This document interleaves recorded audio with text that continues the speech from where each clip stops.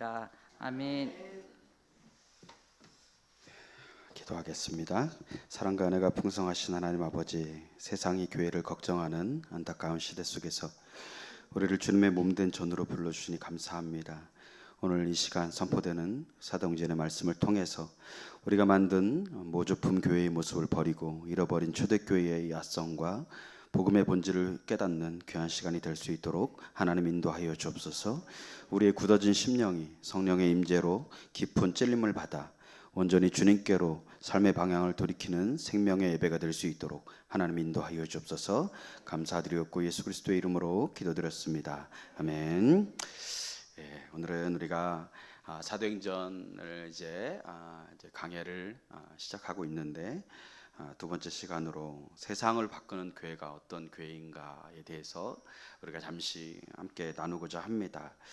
우리가 사도행전을 또 선교행전 또 성령행전이라고 부르기도 합니다.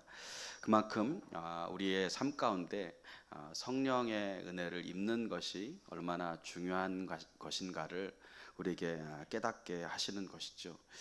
오늘날 우리는 교회가 세상을 걱정하는 것이 아니라 세상이 교회를 걱정하는 그들의 시대를 살아간다라는 이야기를 들을 만큼 참 어려운 시대를 살아가고 있지요. 한국 교회의 현실은 통계적으로도 수치적으로도 잘 나타나 있는데 한 최근 사회조사기관 발표에 따르면 개신교회에 대한 신뢰도가 10% 중반대까지 떨어지고 있고 이러한 수치는 계속해서 조금씩 더 떨어지고 있는 모습을 보게 됩니다.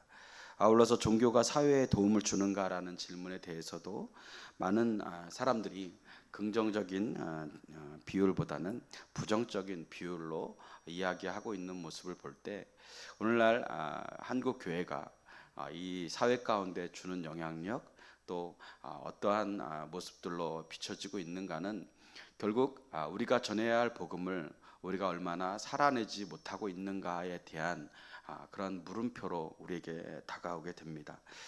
과거 로마 제국을 흔들었던 이 초대 교회의 야성이 사라졌고 오늘날 교회는 가끔 사회의 걱정거리가 된 듯한 그러한 이야기들로 우리의 귀에 들리곤 합니다. 여기서 우리는 한 가지 근본적인 질문을 던져야 하는 것은 우리는 지금 하나님의 청사진대로 세워진 교회를 이루어가고 있는가라는 질문입니다. 하나님이 계획하시고 또 예수님께서 우리에게 말씀하셨던 그 교회로서의 삶을 살아가고 있는가? 아니면 그저 우리가 원하는 대로 모조품을 만들듯이 교회를 만들면서 종교의식을 거하며 그저 형식뿐인 모양뿐인 교회를 만들어가고 있지 않은가? 우리 스스로에게 이러한 질문을 던져봐야 합니다. 우리는 교회를 세상으로부터 부름받은 사람들의 모임이다라고 이야기를 하고 있죠. 우리가 세상에서 하나님의 사명을 위해 부름받았다라는 사실은 부인할 수 없는 사실이고 그 이유 때문에 우리가 이 자리에서 하나님을 예배하는 것이죠. 그렇기 때문에 우리는 과연 세상 사람들이 보기에 아니 멀리 갈 필요도 없이 우리 주변에서 우리가 하나님이 세우신 교회로서의 삶을 살아가고 있는가, 그것을 우리는 살펴봐야 합니다. 가끔 제가 말씀해 드리듯이 우리 한 사람 한 사람은 이 땅 가운데 살아가는 교회의 롤 모델입니다. 우리는 교회입니다. 세상 사람들이 보기에, 여러분에게 가까이 있는 여러 사람들이 보기에 여러분들이 하나님의 교회를 대표하는 사람들입니다. 왜냐하면 그 주변에서 교회라고는 여러분밖에 없기 때문에 그렇습니다. 그렇기 때문에 우리는 교회로서의 삶을 부끄럽지 않게 살아내야 하는 것이죠. 과연 여러분은 어떻게 생각하십니까? 여러분의 믿음은 주변의 사람들에게 긍정적이신가요? 아니면 부정적이신가요? 우리는 우리의 믿음을 날마다 평가하고 돌아봐야 합니다. 그리고 우리 스스로 하나님의 말씀 앞에 우리가 우리의 믿음을 점검하며 회개의 기회로 삼을 때 우리는 다시 한번 세상에 소망을 주는 교회가 되어질 줄로 믿습니다. 제가 이번 주에 우리 교단에서 하는 행사에 이제 있어서 강원도를 잠깐 다녀왔는데요. 거기 가는 길에 이제 저랑 같이 일행이 있는 목사님이 아주 맛있는 맛집이 있다 그래가지고 바로 가지 않고 이렇게 샛길로 새서 이제 맛있는 음식을 먹으러 갔어요. 유명한 막국수 집이라 그래가지고 1시간 정도 더 가야 하는 거리임에도 불구하고 따라갔습니다. 따라갔는데 굉장히 이게 마을 구석에 있고 또 가보니까 그렇게 크지도 않아요. 그냥 저희 교회 공간보다 정도, 요 본당 정도 되는 공간에 허름한 그러한 그냥 단독 주택으로 되어 있는데 평일인데도 불구하고 사람들이 엄청 많은 겁니다. 막 주차장도 꽉 차고 막 밖에서 대기를 이렇게 하는 분들로 가득한 것입니다. 그래서 저희는 이제 오는 길에 이제 가는 길에 미리 이제 이 인터넷으로 이렇게 예약을 이제 걸어놨기 때문에 다행히 이제 가자마자 식사를 할 수 있었습니다. 딱 들어가서 이렇게 문표에 딱 보니까 뭐라고 써 있냐면 추가 주문은 받지 않습니다. 이렇게 딱 써 있는 거예요. 그걸 딱 들었을 때 어떤 마음이 들까요? 더 추가하고 싶다. 더 많이 시키고 싶다. 이런 마음이 막 일어나는 겁니다. 그래서 언제 또 올까 싶어가지고 다른 사람들 이렇게 테이블을 보니까 수육도 다 시키는 거예요. 그래가지고 막국수만 먹으러 갔는데 과소비를 하게 된 거죠. 그래서 이제 수육을 시켰어요. 수육을 시켰는데 너무너무 맛있고 막국수 이렇게 딱 나오는데 막 들기름을 막 진짜 막 몇 숟가락을 넣는지 막 반들반들하고 그리고 막 동치미가 그렇게 막 지금도 먹고 싶네요. 그냥. 근데 어쨌든 너무너무 이렇게 맛있게 나오는데 우리 간분들이 다 체구가 커요. 저만 두 자리고 나머지 분들은 다 세 자리거든요. 근데 이분들이 이게 양을 모르고 보통으로 시키자. 근데 제가 곱빼기로 시키자 그래도 그렇게 말을 안 듣는 거예요. 그래서 보통으로 시켰는데 진짜 조금 나오는 거예요. 요만큼 나오는 거예요. 그래서 후회를 했죠. 왜냐하면 추가 주문이 안 된다. 그래서 이제 맛있게 이제 먹었는데 먹고 나서 이렇게 나오는 길에 정말 맛있더라고요. 그래서 다음에 또 가고 싶은 생각이 들 정도로. 그래서 나오면서 이렇게 줄 서 있는 분들이 한두 번 오신 분들이 아닌 것 같아요. 그래서 이분들에게 물어봤어요. 아니 막국수집 많은데 왜 여기까지 이렇게 오셔서 막국수를 이렇게 기다리면서 드시냐고 한번 묻어보니까 그 얘기를 하더라고요. 이 집은 기본적으로 동치미가 그렇게 맛있습니다. 그리고 언제 와도 똑같은 맛입니다. 그 얘기를 하는 거예요. 그 이야기를 딱 듣는 순간 머리를 딱 얻어맞은 느낌이었어요.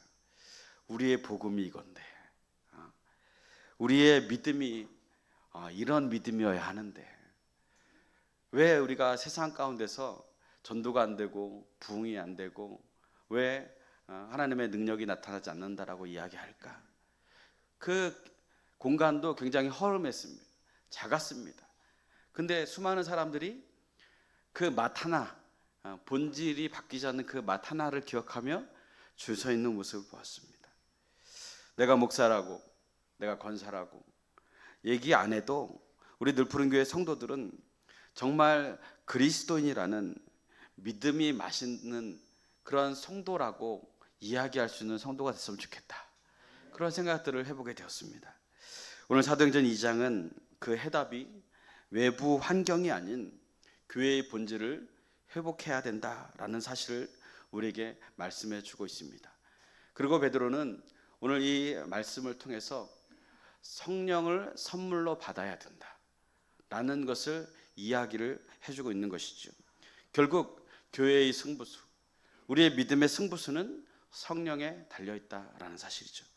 당시 초대교회는 이름조차 생소한 소수의 사람들이 믿는 그런 이단과도 같이 여기는 그런 작은 무리였지만 그들의 삶은 결국 우리가 아는 것과 같이 로마 제국의 가치관을 흔들 정도로, 그리고 나중에는 로마의 국교로 인정되어지는 그런 놀라운 파급력을 가지게 되었습니다. 반면 오늘날의 교회는 어떻습니까? 하나님의 은혜 주시고 복 주셔서 교회가 부흥이 되었고, 또 교회들은 성장해 나가면서 교회들도 건물도 번듯하게 짓고 성공과 풍요를 대신하는 그러한 종교로 이렇게 인정을 받게 되었습니다. 그런데 규모와 시스템은 갖추었음에도 불구하고 왜 이 세상에, 이 사회 가운데 영향을 끼치지 못할까? 사도행전 2장은 그 해답이 외부의 환경이 아니라 교회의 본질에 있다라고 이야기하는 것입니다. 결국 우리의 삶의 역사, 우리의 삶의 가치는 우리의 어떤 외적인 스펙이나 외형이 아니라 하나님이 우리에게 부어주시고자 하시는 그 성령의 능력을 붙들고 살아가느냐, 그것이 우리의 삶에 가장 필요한 것임을 우리에게 말씀해주고 있다는 사실입니다. 그래서 우리가 회복해야 할 믿음의 맛, 세상을 바꾸는 교회의 세 가지가 무엇인가 우리는 함께 살펴보고자 합니다. 첫째로 약속을 성취하는 복음 위에 우리는 서야 합니다. 그리스도인들은 하나님의 약속 위에 우리의 믿음을 세워나가야 하는 존재입니다. 우리 36절의 말씀을 한번 같이 읽어보도록 하겠습니다. 함께 읽겠습니다. 시작. 그런즉 이스라엘 온 집은 확실히 알지니 너희가 십자가에 못 박은 이 예수를 하나님이 주와 그리스도가 되게 하셨느니라 하니라. 오늘날 세계의 중심인 나라는 단연 미국일 것입니다. 정치, 경제, 문화가 그곳에서 시작되어지고 많은 지식인들과 기업이 그곳으로 향하게 되어집니다. 이처럼 세속화의 정점인 미국의 뉴욕, 그리고 그 뉴욕의 맨하튼에서 수천 명의 지성인들이 하나님을 찾기 시작합니다. 그리고 그들의 중심에는 굉장히 유명한 목사님이죠. 리디머 교회의 팀 켈러 목사님이라는 분이 그 도시에 하나님의 복음을 전하기 시작합니다. 이분의 책들은 오랜 시간 많은 성도들에게 알려졌고 또 우리나라에서도 나올 때마다 베스트셀러입니다. 내가 만든 신, 정의란 무엇인가, 센터처치, 수많은 책들이 많은 성도들의 마음을 자극하고 또 도전을 줍니다. 그런데 이 세계의 중심이라고 불리는 이 뉴욕, 이 도시에서 목회를 하면서 그는 어떤 세련된 강의를 연설하는 것도 아니고 다른 교회에서 볼 수 없는 특별한 프로그램을 진행하는 것도 아닙니다. 그는 성경의 모든 본문을 오직 예수 그리스도의 복음, 그 예수 그리스도의 복음만이 변화시킬 수 있다라는 그런 진리를 날마다 깨우치는 것입니다. 복음의 본질은 예수 그리스도가 늘 주제였다라는 사실입니다.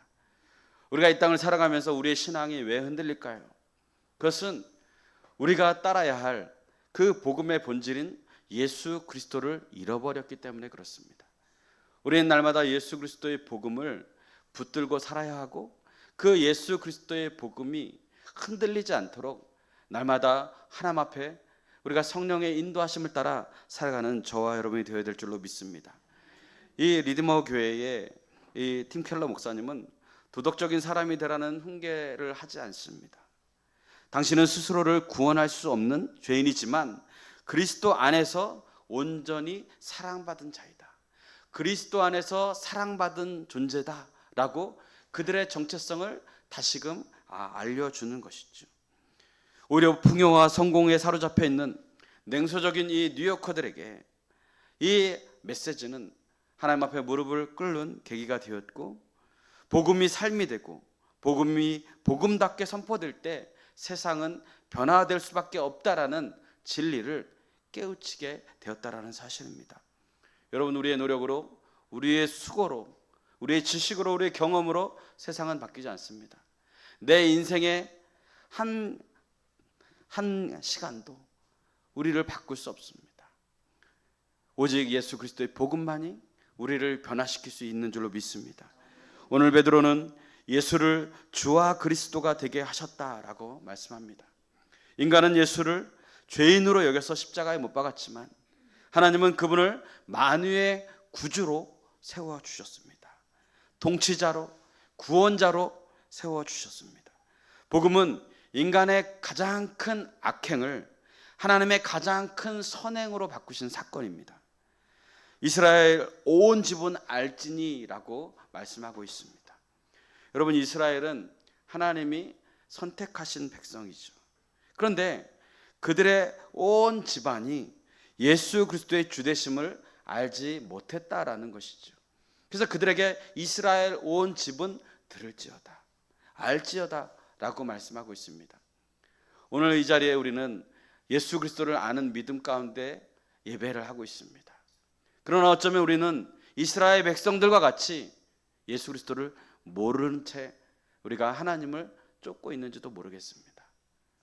과연 우리는 예수 그리스도를 나의 구원자로, 나의 인생의 주인으로, 나를 다스리는 통치자로 여기고 있는가?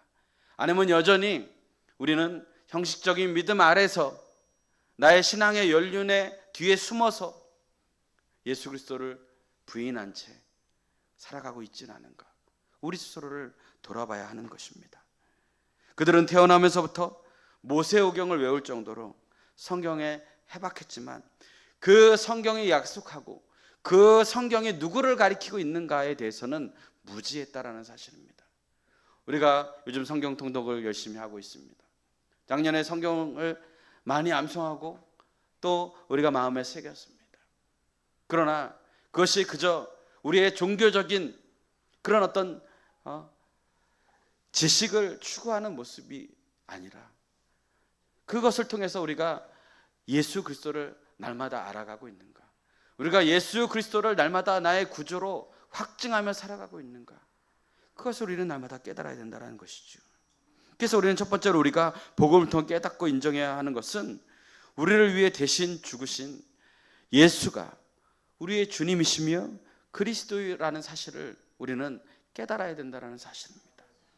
이것이 우리를 변화시킵니다. 나의 구원자, 나의 주인이신 주님을 만날 때 우리의 믿음은 달라지기 시작하는 것입니다. 목사님, 왜 저는 신앙생활 오래 했는데 아무것도 바뀌지 않나요?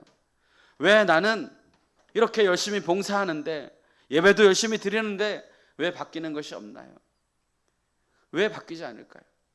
그것은 아직 내가 나의 인생의 주인을 예수 그리스도로 받아들이지 않기 때문에 그렇습니다. 예수 그리스도를 믿는다고 하면서도 예수 그리스도의 다스림 아래 나의 인생을 맡기지 않는다면 우리는 평생을 신앙생활해도 우리는 주님의 인도하심을 받을 수 없습니다. 세상을 바꾸는 교회는 신비한 현상이나 프로그램이 아니라 철저히 하나님의 약속된 말씀 위에 우리의 교회를 세워나가는 것입니다. 사도행전 2장의 오순절 사건은 어느 날 갑자기 일어난 우연의 사건이 아닙니다. 구약에서 오순절은 첫 번째 열매를 드리는 맥추절입니다. 시내산에서 율법을 받은 날을 기념하는 절기입니다.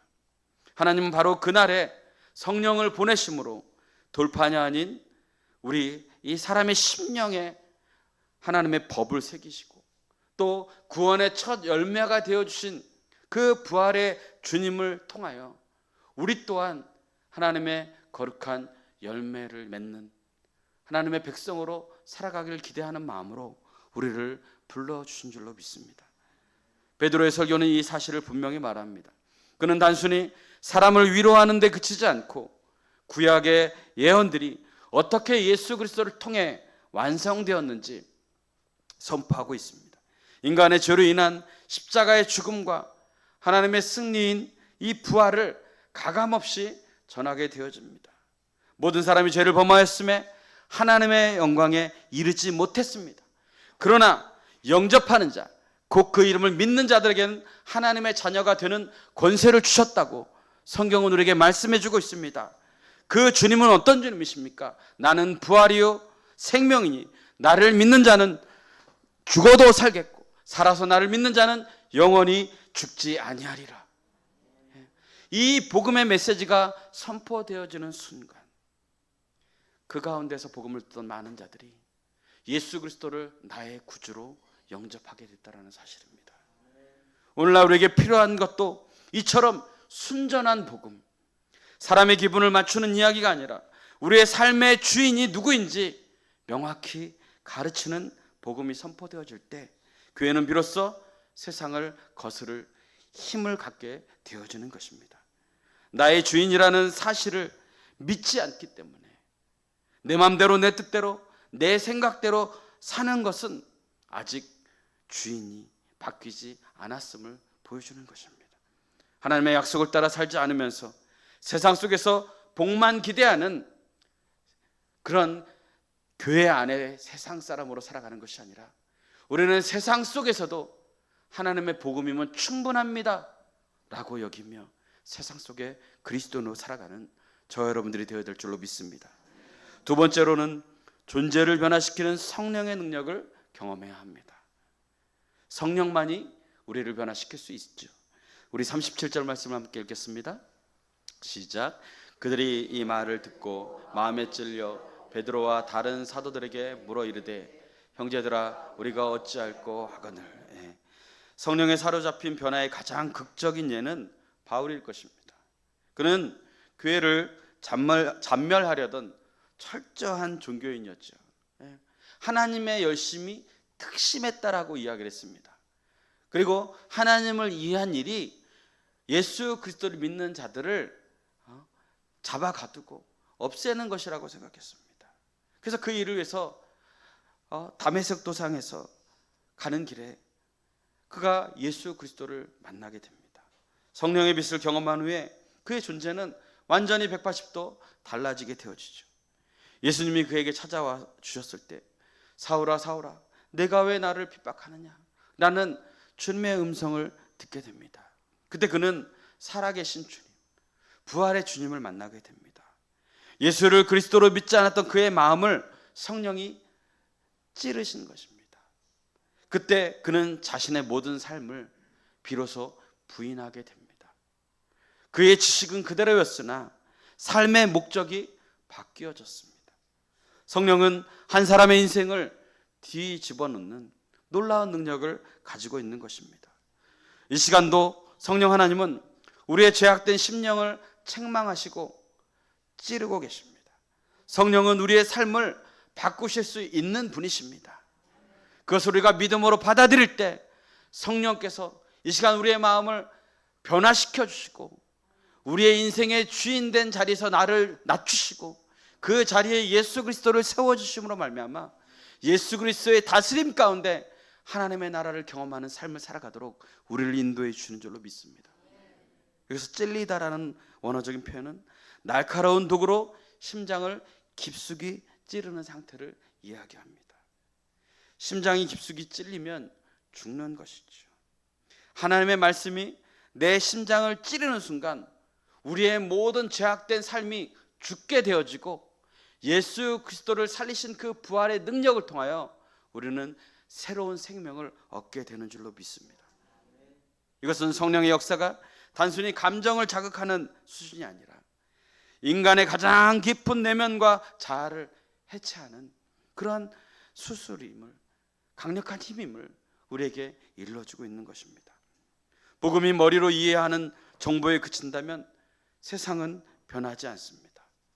초대교회의 변화는 복음이 성령을 통해 사람들의 심창을 관통했을 때 시작되어졌습니다. 그래서 베드로의 설교를 들은 사람들은 우리가 어찌할꼬 라고 마음의 깊은 찔림을 느꼈습니다. 이것은 단순한 후회가 아니라 전인격적인 충격입니다. 존재의 변화입니다. 하나님 말씀 앞에 여러분의 생각과 삶을 대면해야 함을 이 시간 우리에게 말씀해 주고 있는 것입니다. 그들이 이 말을 들을 때 마음에 찔려 베드로에게 물었다라고 이야기를 하고 있습니다. 우리가 하나님의 말씀을 들을 때에 이제 우리의 삶은 하나님, 내가 주님을 죽였습니다. 하나님, 나의 죄 때문에 우리의 자녀들이 이렇게 살아가고 있습니다. 나의 죄 때문에 우리의 삶이 이렇게 엉망이 되었습니다. 라고 우리는 하나님 앞에 회개하게 되어지는 것이죠. 이것이 바로 성령 받은 사람들이 느끼는 찔림입니다. 회개의 교회입니다. 한국교회 역사에서 성령의 역사를 말할 때 빠지지 않고 등장하는 것이 1907년에 일어난 평양 대붕운동입니다. 1907년 1월 평양 장대현 교회에서는 저녁마다 사경회가 벌어졌습니다. 하나님의 말씀을 공부하고 또 집회가 열리는 것이죠. 하지만 며칠이 지나도록 하나님의 말씀을 배웠는데도 집회를 했는데도 여전히 그 자리에 있는 성도들은 냉랭한 것이에요. 하나님의 은혜가 와 닿지를 않는 겁니다. 성령의 강력한 임재를 기대하던 선교사들도 있었고, 성령의 임재를 기대하던 성도들도 그 자리에서 계속해서 하나님 앞에 기도했습니다. 집회 마지막 날인 1월 14일 저녁, 당시 장대현 교회의 장로이자 한국교회의 지도자였던 길선주 목사님이 갑자기 강단 앞으로 나오는 거예요. 그리고 그 장로님이 떨리는 목소리로 자신의 은밀한 죄를 회중 앞에서, 대중 앞에서 이야기하기 시작하는 것입니다. 여러분, 우리가 금요일에도 기도해 보면 알지만 누가 내 기도 들을까 봐 내가 정말 짓고 있는 죄를 막 통성기도할 때도 잘 얘기 못 하잖아요. 그죠? 제가 이렇게 막 기도할 때 보면요, 막 기도하다가 죄를 이야기할 때는 소리가 확 줄어요. 그리고 다시 다른 기도할 때 커지고. 왜요? 내 기도를 누군가 들을까 봐. 그만큼 우리는 죄에 대해서 큰 수치심을 느껴요. 그런데 당시에 모였던 이 많은 회중 앞에서 그것도 장로님이 나와서 자신의 숨겨진 죄를 사람들에게 고백한다는 것은 쉽지 않습니다. 이것은 성령께서 그 마음을 주시지 않으면 담대히 그 마음을 이야기할 수 없는 것이죠. 나는 아간과 같은 죄인입니다 라고 이야기를 하는 거예요. 약 1년 전에 세상을 떠난 내 친구가 있는데 그 친구가 재산을 남기고 아내와 자식들에게 이 모든 것들을 좀 이렇게 잘 관리해 달라고 부탁을 했는데, 그 남긴 재산을 정리하다가 그 중에서 내가 $100를 가로채서 내 주머니에 넣었습니다. 내가 하나님의 일을 방해한 아간이었습니다 라고 이야기를 하는 거예요. 그래서 내가 하나님 앞에 이 시간 회개합니다. 나의 죄 때문입니다. 내일 아침에 그 돈을 유가족에게 돌려주겠습니다. 이 고백은 당시 누구에게도 들키지 않았던 개인적인 비리였습니다. 길선주 장로는 이 일을 숨기고는 하나님의 일을 온전히 수행할 수 없다라는 성령의 강력한 찔림을 받게 된 것입니다. 초대교회 성도들이 이러한 찔림이 발생하기 시작한 거예요. 어떻게 해야 됩니까? 이 죄에 대해서 어떻게 해야 합니까? 내가 이렇게 큰 죄를 안고 있는데 어떻게 해야 합니까? 길선주 목사의 고백이 끝나자 마치 댐이 터진 것처럼 집회 장소에 모여있던 수천 명의 성도들이 회개하기 시작합니다. 주님, 저도 이런 죄가 있습니다. 주님, 저도 이런 죄를 지었습니다. 울음바다가 되는 거예요. 지도자의 정직한 회개를 본 사람들이 그동안 숨겨왔던 죄들을 다 고백하기 시작합니다. 누가 듣든 듣지 않든 하나님 앞에 다 쏟아내기 시작하는 겁니다. 시기했던 마음, 질투했던 마음, 간음, 도적질, 이 모든 죄를 소리 높여 고백하기 시작합니다. 단순히 말로만 끝난 것이 아니었습니다. 그들이 그렇게 고백하고 나서 그 다음날 아침부터 일찍 일어나가지고 다른 사람들의 훔친 물건을 돌려주기 시작합니다. 갚지 않은 빚을 막 갚기 시작합니다. 원수 맺은 이들에게 가서 용서를 구하고 화해하기 시작합니다. 이런 실제적인 변화가 평양 전역에 일어나기 시작한 것입니다.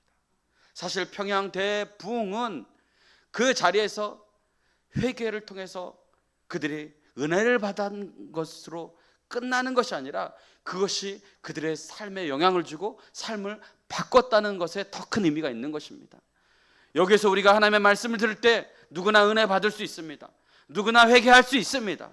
그러나 더 중요한 것은 이것이 우리의 삶에서 나타나야 된다는 사실이에요. 회개는 가던 길을 돌이켜 가는 것입니다.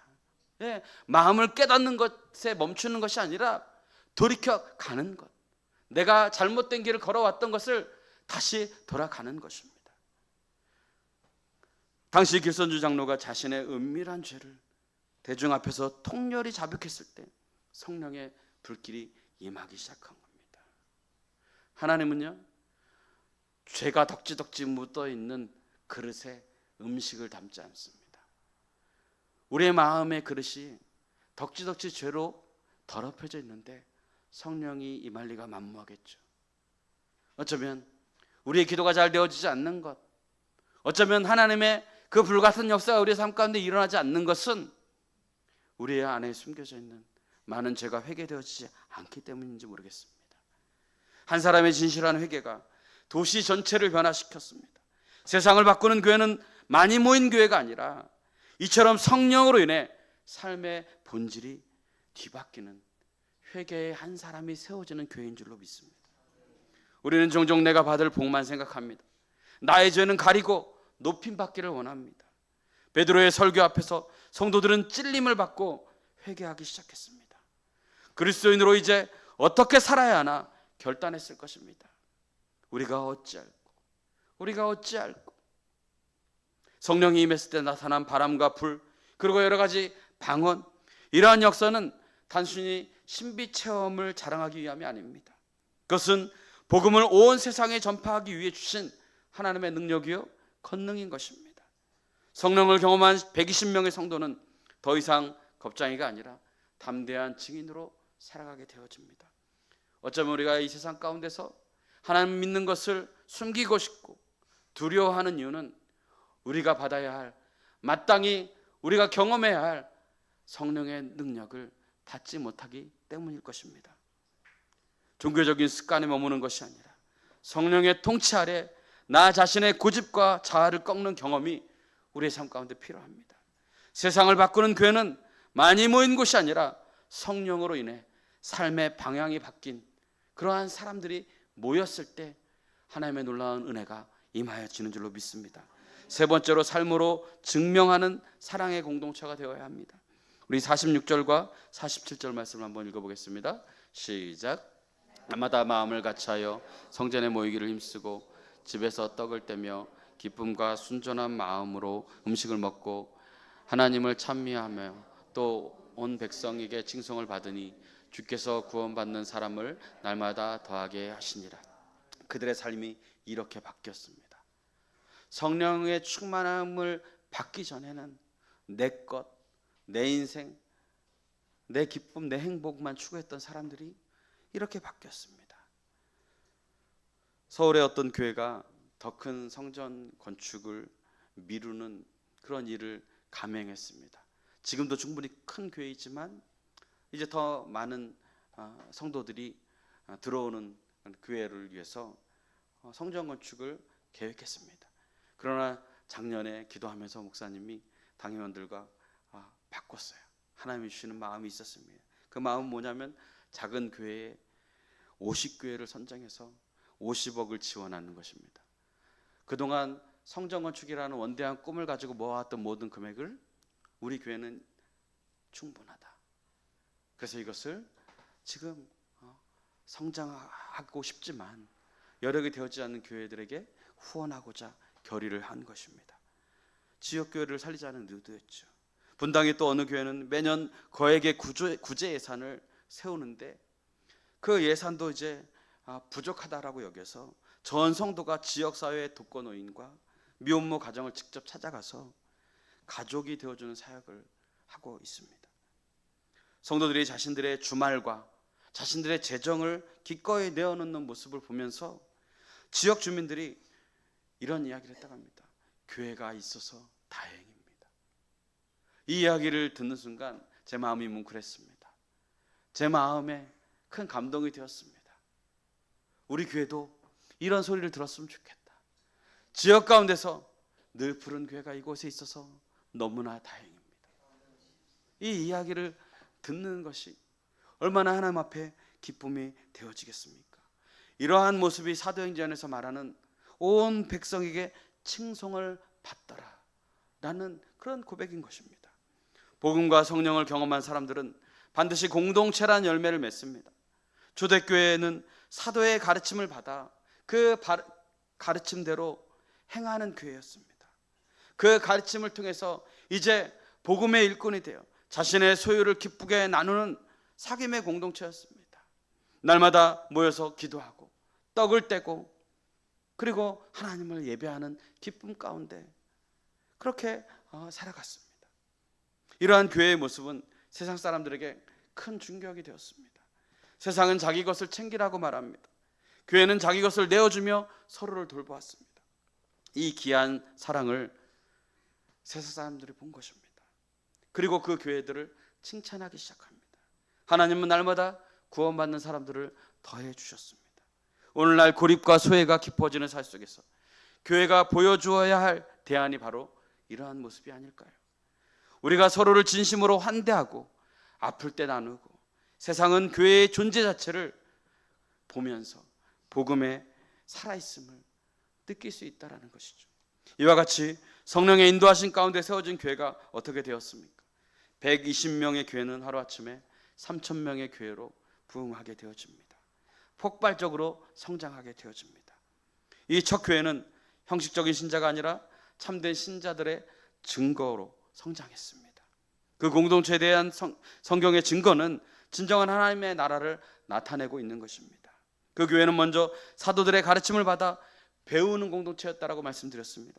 성령 충만은 하나님의 말씀을 무시하지 않습니다. 오늘날 잘못된 생각들이 뭔가요? 나는 기도에 인사는 있는데 말씀에는 관심이 없다. 나는 말씀을 들을 때 기쁜데 기도는 못하겠어 라고 이야기한다라는 것입니다. 그렇지 않습니다. 여러분, 성령은 하나님의 말씀 위에 역사하는 것입니다. 진리의 성령님은 진리를 더욱 드러내는 분이십니다. 그리고 그 성령은 예수 그리스도를 향해 있습니다. 오늘 우리가 하나님의 말씀을 들으면서도 그 말씀 위에 과연 우리가 하나님의 그 능력을 사모하는 마음으로 살아가고 있는가? 우리 스스로를 돌아봐야 합니다. 우리가 말씀을 모른다면 성령께서 우리 가운데 어떻게 행하고 계신가? 이것이 성령이 우리를 움직이고 계시는 것인가 깨닫지 못합니다. 그렇기 때문에 우리는 성령의 충만을 받아야 돼요. 성령을 충만을 받아야 이 말씀이 내 삶 가운데 살아계신 하나님의 능력임을 깨닫게 되어지는 줄로 믿습니다. 두 번째로 그 교회는 사귐의 공동체였습니다. 교제하는 교회, 사귀는 교회입니다.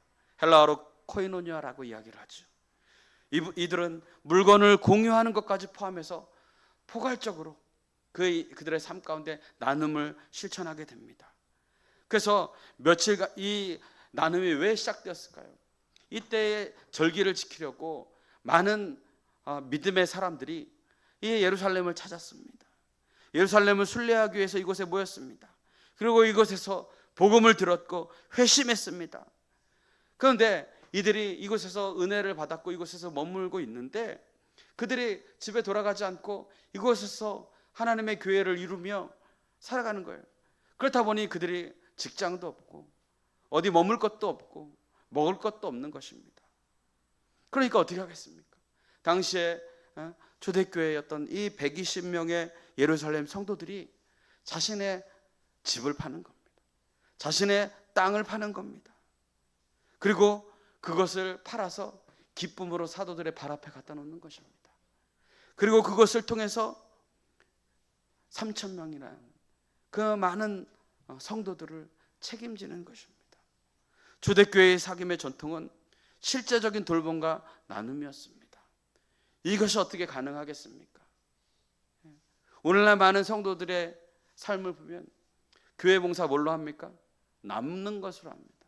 다 쓰고 앞으로 써야 될 것 다 빼고 하나님 앞에 헌신이라고 내어놓습니다. 그러나 초대교회 성도들은 어떻게 했습니까? 하나님의 나라를 위해서 자신들의 재산과 토지를 팔아 기쁨으로 내놓았습니다. 그 대표적인 사람이 바나바죠. 그죠? 그 바나바가 자신의 소유를 팔아서 사도들의 발 앞에 놓았습니다. 그리고 그것은 하나님의 교회를 세우는데 초석이 되었습니다. 오늘날 우리의 삶 가운데 여러분 우리가 하나님 앞에 어떠한 헌신의 삶을 살아가고 있는가? 물론 이것은 여러분의 모든 것을 팔라고 강요하는 이야기는 아닙니다. 그러나 우리의 마음이 무엇을 향해야 하는가를 우리에게 말씀해 주고자 하는 것입니다. 세 번째로 교회는 예배하는 공동체였습니다. 떡을 떼고 기도하는 일에 힘썼습니다. 떡을 뗀다는 말은 오늘날의 의미로 성만찬을 가르치지만 당시에는 현대의 성찬식과는 다르게 식사 전체를 하는 애찬식과 함께 이루어졌습니다. 그래서 그들은 날마다 성전과 집에 모였고 기쁨과 순전한 마음으로 함께 떡을 떼었습니다. 그들은 애찬과 성만찬을 통해서 그리스도 안에서 이루어진 구원 사역을 경축하지 않을 수 없었습니다. 저는 우리 교회에서 많은 은혜를 받지만 또 어디 가면 우리 교회 점심 식사를 자랑합니다. 이걸 찍어서 막 보여줄 때도 있어요. 그러면 물어요. 이게 현실입니까? 정말 매주 이렇게 먹습니까? 네. 그러더니 놀래. 나도 그 교회 다니고 싶다. 목사님 부교육장 안 뽑으시나요? 별의별 소리를 다 듣습니다. 교회 밖의 사람들은요, 경외감으로 교회를 바라보며 칭송하였고, 하나님은 구원받는 사람을 날마다 더해 주셨습니다. 교회의 존재는요, 그 자체로 복음 증거의 요소가 되었습니다. 주님의 말씀대로 성령 강림은 신자들을 진정한 그리스도의 증인으로 세웠습니다. 우리가 그리스도의 증인이 되는 삶은요, 우리의 노력으로 되는 것이 아닙니다. 성령이 함께해 주셔야 합니다. 성령이 우리를 다스려 주셔야 합니다. 성령이 우리 안에 역사해 주셔야 합니다. 그래야 가능한 것이에요. 사도행전 2장의 교회는 특별한 재능을 가진 사람들이 만든 것이 아닙니다. 복음에 사로잡히고 성령으로 변화되고 그 사랑을 삶으로 살아낸 평범한 사람들이었습니다. 바로 우리와 같은 사람들이죠. 오순절에 임하신 성령님은 지금도 우리 곁을 떠나지 않고 계십니다. 세상을 바꾸는 교회는 멀리 있는 이상적인 교회가 아닙니다. 바로 이 자리입니다. 그리고 여러분입니다. 여러분이 성령을 기대하고 성령을 소망하고 성령 충만을 따라 살아가게 된다면 초대교회 부흥은 이곳에서 시작되어질 줄로 믿습니다. 우리가 오늘 들은 말씀 앞에 정직하게 반응하고 내 곁의 지체를 예수의 심장으로 사랑하기 시작할 때 바로 이곳에서 하나님이 역사하기 시작하십니다. 본질로 돌아가는 이 용기 있는 발걸음이 우리를 통해 한 주 동안도 여러분의 삶 가운데 충만히 역사하시기를 주님의 이름으로 축복합니다. 기도하겠습니다.